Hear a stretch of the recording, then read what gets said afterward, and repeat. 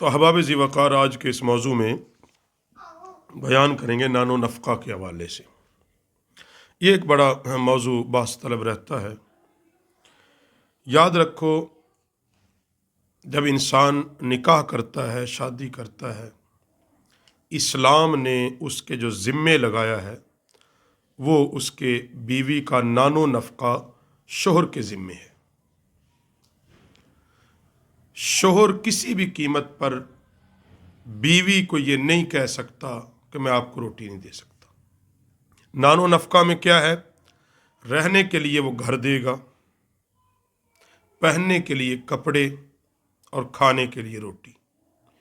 یہ تین چیزیں اسلام کے اندر اللہ نے شوہر کے ذمے رکھی ہیں۔ اب کس درجے کا یہ شوہر کی بساط ہے، وہ اس کا ذاتی گھر دے دے رہنے کے لیے، کرائے پر لے کے دے، ایک کمرہ بھی کافی ہے، مگر جو شوہر اس کو دے دیا، بیوی کے ذمے کیا ہے کہ وہ چون و چرا نہیں، وہ جیسے اس کو رکھ رہا ہے، وہ کرائے پہ ہے، وہ اپنا ہے، وہ کچا ہے، وہ جیسا بھی ہے۔ اسی طرح لباس میں ہے کہ گرمی اور سردی کا لباس پہننے کے لیے دینا شوہر کے ذمے ہے۔ اب عورت کے ذمے اسلام کیا لگاتا ہے؟ یہ نہیں کہ وہ اب جو شوہر کی کمائی ہے بیچارے کی مہینے کی 10,000 اور وہ کہ مجھے 50,000 کا سوٹ لا دے، ایسا تو نہیں ہے۔ بساط کے مطابق کھانے کا بھی یہی ہے، شوہر جو ہے وہ محنت کرے، کمائی کرے۔ اب اس سے زیادہ عورت جو تقاضا کرے، ایسے تقاضے جس کا اسلام میں تصور ہی نہیں ہے، وہ شوہر کے ذمے نہیں ہے۔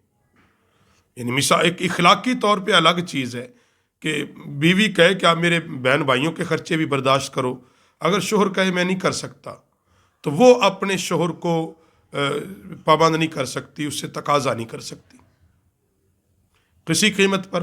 اخلاقی طور پہ ٹھیک ہے اگر وہ کر دے، اگر اللہ نے اس کو دیا وہ اپنی طاقت سے کرے تو ٹھیک ہے۔ اگر وہ کہے میں نہیں کر سکتا، میرے اندر اتنی بساط نہیں ہے، میں فقط اسلام نے تیری ذمہ داری مجھ پہ لگائی تھی۔ اور جو بندہ اپنے رزق حلال سے اپنے بیوی بچوں کو رزق کھلاتا ہے، یاد رکھو رزق حلال کمانا بھی عبادت ہے اور پھر بیوی بچوں کو کھلانا بھی عبادت ہے۔ رزق حلال کما تو لیا، اگر وہ پیسہ پھر جب اڑانے پہ آیا وہ کسی حرام کاری میں اڑا دیا تو وہ تو گناہ ہوا نا۔ اگر وہ اپنے بیوی بچوں کے رزق پر، ان کے نان و نفقہ پر خرچ کر دے گا تو یہ اس کے لیے عبادت کا درجہ ہے۔ اور اسی لیے نبی رحمت صلی اللہ علیہ وسلم نے حجۃ الوداع کے موقع پر جو سختی کے ساتھ باتیں، جو تاکید کے ساتھ نبی علیہ السلام نے باتیں کی تو بہت ساری باتیں، ساری ہی حضور کی باتیں ہیں، مگر جس کا حضور نے حکم دیا وہ بار بار عورتوں کا ذکر نبی علیہ السلام نے کیا۔ فرمایا ان کے ساتھ نرمی رکھنا، ان پہ سختی نہ کرنا، ان کے حقوق ادا کرتے رہنا، ان کے حق غضب نہ کرنا۔ نبی علیہ السلام نے سختی سے فرمایا کہ لوگوں عورتوں کے بارے میں اللہ سے ڈرتے رہنا، عورت کے بارے میں اللہ سے ڈرتے رہنا۔ فرمایا عورت تمہارے پاس ایک قیدی کی طرح ہے، وہ اپنا سب کچھ چھوڑ چھاڑ کے تیرے گھر کے اندر قید ہے، تیری ہر بات کی وہ پابند ہے۔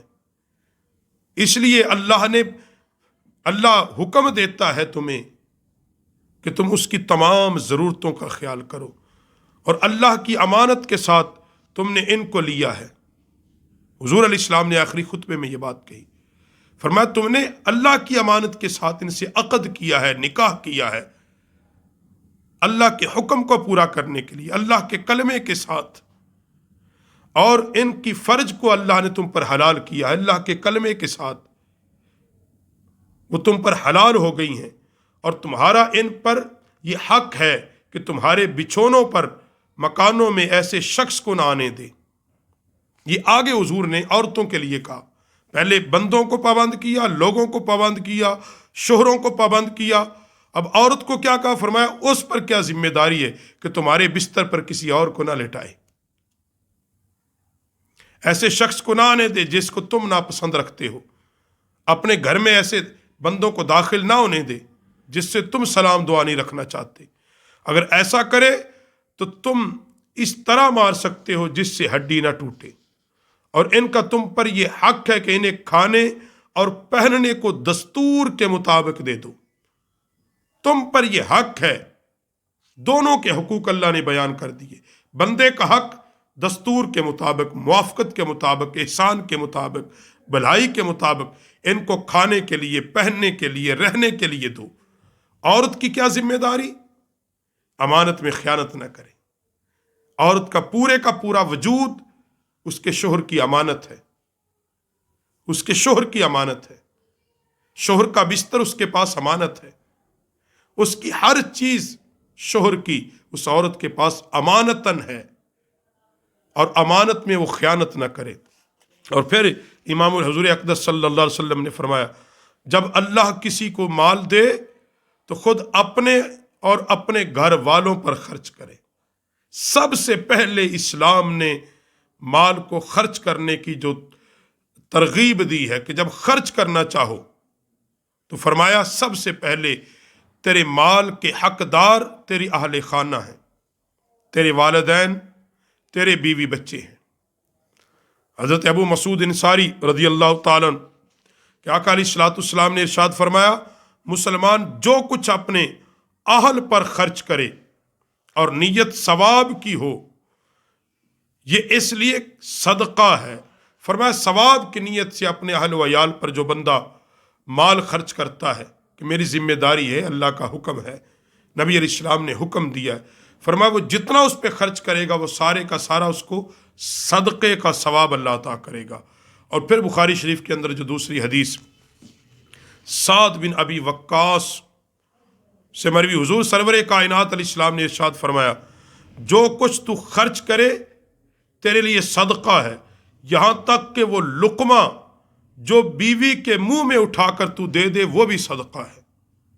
فرمایا وہ بھی ایک لقمہ بھی اگر تو اپنی بیوی کے منہ میں ڈالے گا، اپنے رزق میں سے، اپنی دولت میں سے، اپنے پیسے میں سے، اللہ رب العالمین اس کا بھی تجھے اجر و ثواب عطا فرمائے گا. احسان جتلانے کے لیے نہیں. ہمارے ہاں یہ بڑا ہے مسئلہ کہ تھوڑا سا اچھا کھانا دیا نہیں بیوی کو اور پھر ساری زندگی اس کو جتلایا جاتا ہے. تیری تو اوقات اتنی نہیں تھی جو جتنا میں نے تجھے کھلا دیا ہے. تیری تو اوقات ہی کوئی نہیں تھی، میں نے جیسے کپڑے پہنا دیے ہیں. اور یاد رکھو، قرآن نے احسان جتلانے والوں کے ثواب کو فرمایا یہ ضائع ہو جائے گا، اس کا کوئی فائدہ نہیں. ان کی بڑی اسلام نے، اللہ کے قرآن نے ان کے لیے وعید ارشاد فرمائی ہے. فرمایا کیوں اپنے مالوں کو ضائع کرتے ہو احسان جتلا کر؟ لوگوں کے سامنے کہتے پھرنا کہ میری بیوی تو ہے ہی احسان فراموش. اسلام اس کی اجازت نہیں دیتا. یاد رکھو یہ امانتیں ہوتی ہیں. نبی علیہ السلام نے فرمایا کچھ باتیں شوہر کے پاس بیوی کی امانت ہے اور کچھ باتیں بیوی کے پاس شوہر کی امانت ہے. ان امانتوں میں سے ذکر کرتے ہوئے فرمایا یہ بھی امانت ہے کہ جو کچھ رات میں اپنی بیوی سے کیا وہ شوہر باہر جا کے نہ بتائے. یہ بھی امانت ہے کہ بیوی نے اگر اسے کوئی بات کہی ہے وہ لوگوں کے سامنے اس کے عیب بیان نہ کرتا پھرے، گلی بازاروں میں اس کو ڈنڈورا نہ پیٹتا پھرے. اور یہی عورت کے لیے کہ جیسا بھی ہو، نبی علیہ السلام نے فرمایا اس کی اطاعت تم پر لازم ہے.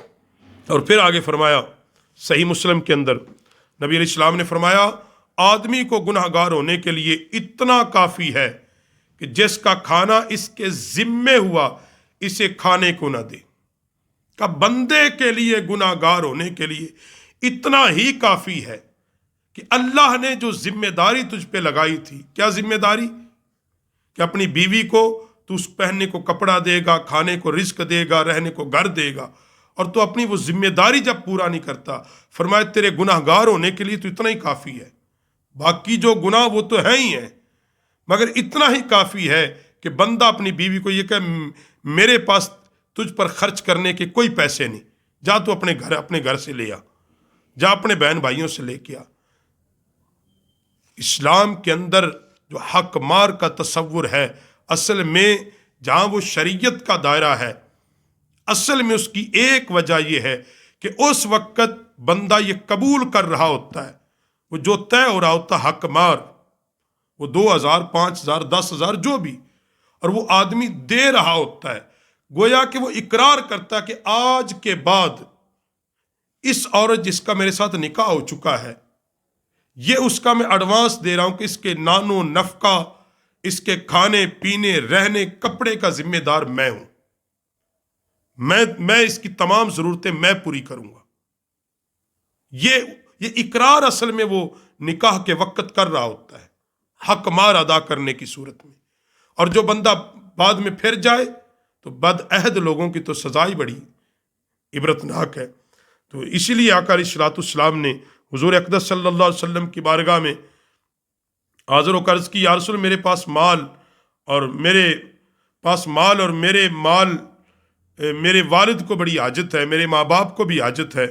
نبی علیہ السلام نے فرمایا، تیرا مال تیرے ماں باپ کے لیے ہے، تمہاری اولاد تمہاری عمدہ کمائی ہے، اور اپنی اولاد کی کمائی کھاؤ۔